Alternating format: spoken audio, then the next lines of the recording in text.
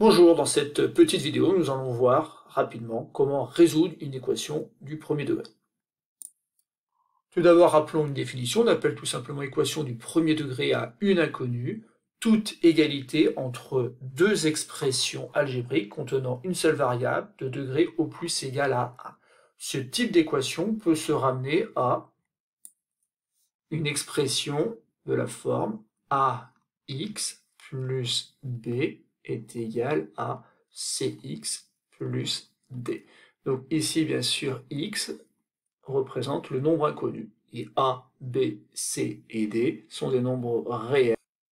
Mais lorsqu'on a une équation, bien sûr, le vrai travail consiste à résoudre cette équation. Résoudre une équation, c'est justement trouver toutes les valeurs de x pour lesquelles l'égalité est vraie. Ces valeurs sont alors appelées solutions de l'équation et on notera S cette année en classe de seconde, l'ensemble des solutions.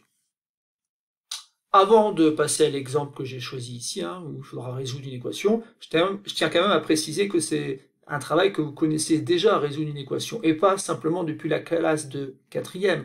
Donc, moi, ce qui me fait un peu peur parfois, c'est de voir des élèves ne plus savoir faire ce genre de petit travail.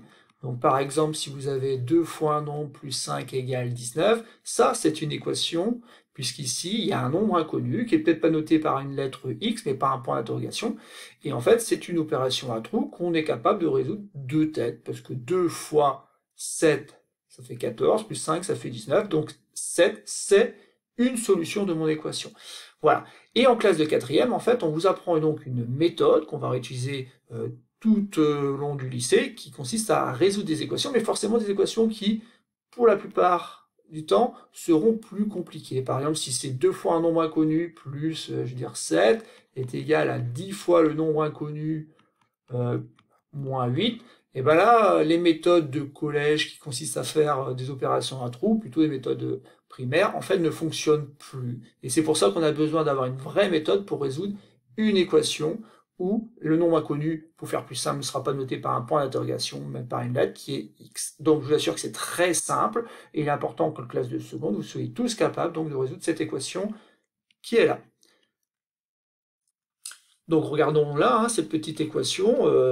Ici, comme je viens de le dire, il y a des x des deux côtés, et surtout, il y a un membre à droite qu'il faut très rapidement réécrire de manière plus simple. Réécrire de manière plus simple, c'est tout simplement faire disparaître les parenthèses. Donc on développe, ça fait 3x plus 3 moins 7.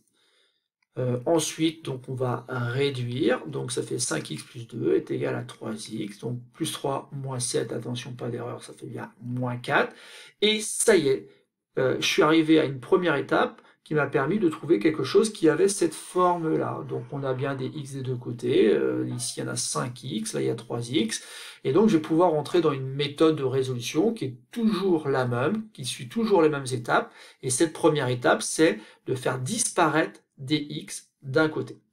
Et donc ici, la bonne idée, c'est de faire disparaître le 3x. Alors comment faire disparaître 3x? Eh bien tout simplement, peut-être en les enlevant. Donc ici, je vais prendre dans cette vidéo un peu plus de temps pour le faire, c'est-à-dire que je vais bien expliquer qu'en fait, je peux enlever 3x de chaque côté. Et ça marche bien, puisque si j'ai deux plateaux qui sont équilibrés, si j'enlève la même quantité à gauche et à droite, j'ai encore l'équilibre. Donc ici maintenant, je vais obtenir moins 4, et une fois que j'ai réduit ici, puisque j'ai 5x, mais j'en enlève 3, ça fait 2x plus 2. Alors attention, parfois un élève de seconde a envie d'aller très vite ici, mais c'est assez risque et péril, c'est-à-dire qu'en fait, s'il a bien compris pourquoi ça fonctionnait, il n'y a pas besoin nécessairement d'écrire cette ligne-là. Par contre, dès que ça se complique un petit peu, dès qu'on est un peu perdu, je vous conseille de bien vous ramener à des choses très simples qui consistent à faire la même chose à gauche et à droite.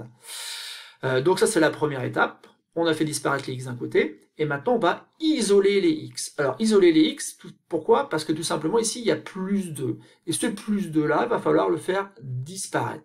Et comment on fait disparaître plus 2? En faisant l'opération contraire. L'opération contraire ici, ça va être moins 2. Alors attention, si je veux conserver mon égalité, il va falloir que je fasse la même chose à gauche et donc à droite. Donc j'enlève 2 maintenant à droite. Donc j'ai tout fait pour faire disparaître plus 2, donc il n'y a plus rien. Donc ça fait 2x égale moins 6. Voilà. Donc j'arrivais à 2x égale moins 6, moi j'ai presque envie de dire que dès à présent on connaît plus ou moins normalement la valeur de x, néanmoins je vais aller jusqu'au bout de la résolution, et aller jusqu'au bout de la résolution c'est tout simplement réussir à écrire x égale quelque chose. Alors comment je vais faire ça? Et bien c'est toujours pareil finalement, parce que là j'ai 2 fois x, et bien je vais faire l'opération contraire. Et l'opération contraire c'est une division par 2. Et j'obtiens donc que x est égal à moins 6 demi. C'est dommage de laisser moins 6 demi, parce que moins 6 demi, ce n'est rien d'autre que moins 3. Voilà, donc la méthode me permet de dire qu'il n'y a qu'un seul nombre solution pour cette équation, qui est le nombre moins 3. Alors en classe de seconde, il ne faut pas oublier de l'écrire comme ceci. Voilà, c'est tout pour cette petite vidéo. J'espère qu'elle vous aura permis de bien ancrer cette notion qui est la résolution d'équations, un outil dont on a besoin tout le temps, et donc il faut absolument maîtriser. Maintenant, je vous conseille de faire un certain nombre d'exercices justement pour acquérir cette méthode qui est toujours la même pour résoudre une équation du premier degré.